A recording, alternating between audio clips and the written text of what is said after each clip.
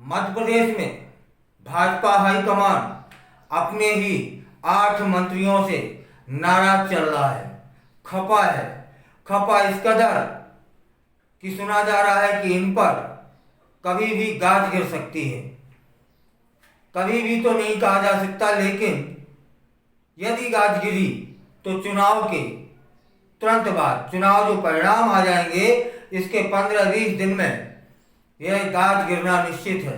क्योंकि जो हाईकमान नाराज हैं उनमें से एक है अमित शाह, जिनके बारे में कहा जाता है कि जो इंसान वो कह देते हैं वो करते हैं।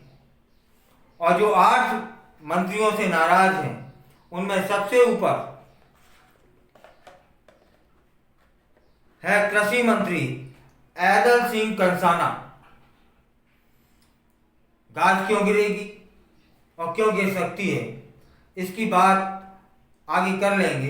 फिलहाल समझते हैं कि मंत्री कंसाना के गृहग्राम में जो वोटिंग हुई है उसका प्रतिशत जो निकल के आया है वो मात्र 25.7। और जो इनकी विधानसभा थी, विधानसभा में की जब वोटिंग हुई तो उस समय इनकी यहाँ विधानसभा में वोटिंग हुई थी 72 दशमलव कुछ। और इस लोकसभा में वोटिंग प्रतिशत रहा है 54%। माने विधानसभा से लोकसभा में वोटिंग प्रतिशत गिरा है। इस कारण हाईकमान नाराज है। जबकि कृषि मंत्री ने तो अपने क्षेत्र में एक चुनावी भाषण में यह तक कह दिया था कि जो रेत है का कारोबार है वो कोई अवैध नहीं है।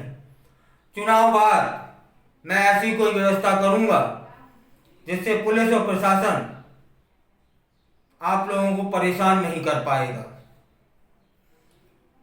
अब रेत, जबकि मुख्य सचिव का कहना है कि रेत का कारोबार अवैध है, इस पे अंकुश लगना चाहिए। फिलहाल बात रेत की नहीं, बात है हाईकमान की नाराजगी की।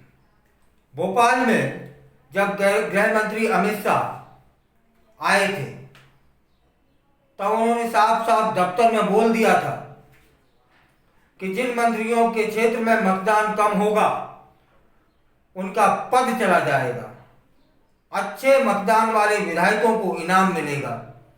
अब बात आती कि पद चला जाएगा से क्या मतलब? पद चले जाने का मतलब हुआ कि मंत्री पद छिन जाएगा। तब यह सोचनीय बात है कि उनकी बात के जब मायने निकालें तो क्या ऐदल सिंह कंसाना और क्या नाम है इनका, विजय शाह, विश्वास सारंग, प्रद्युम्न सिंह तोमर, कृष्णा गौर, राकेश शुक्ला और नारायण सिंह, इनका मंत्री पद जा सकता है? फिलहाल धीरे एक एक से बात करेंगे। आज बात करते हैं ऐदल सिंह कंसाना की, जिनके यहाँ उनके गांव का ही जो वोटिंग प्रतिशत था वो 25 दशमलव कुछ, और उनकी जो विधानसभा का निकल के आया वह 54% कुछ, जबकि विधानसभा में 72% कुछ था। फिलहाल ये जो 8 मंत्री हैं इन पर तलवार तो लटक चुकी है।